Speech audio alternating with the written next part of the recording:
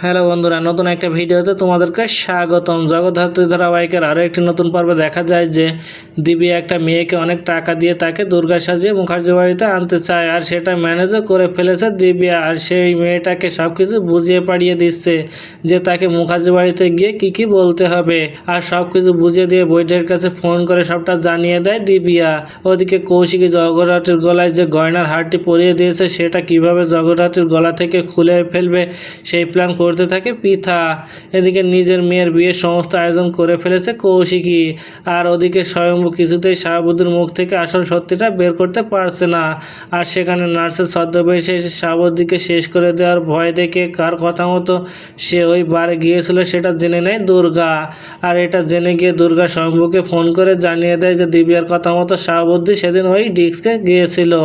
ওদিকে কাকনের বিয়ের দিন সেই নকল দুর্গাকে নিয়ে চলে এসেছে উৎসব, আর এটা আগে থেকে জেনে গিয়ে কৌশিকীকে ফোন করে জানিয়ে দেয় দুর্গা, কারণ দুর্গা এখন দিব্যার সমস্ত কিছুর উপর কড়াভাবে নজর রাখছে।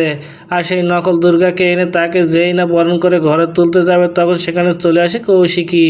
তাহলে কি এবার নকল দুর্গাকে বাড়িতে বরণ করার আগেই বরণডালা ফেলে দিয়ে আসল দুর্গাকে বাড়িতে নিয়ে আসবে কৌশিকী? তো বন্ধুরা, কি ঘটতে চলেছে গল্পে এবার জানতে হলে আমাদের সাথেই থাকুন। ধন্যবাদ।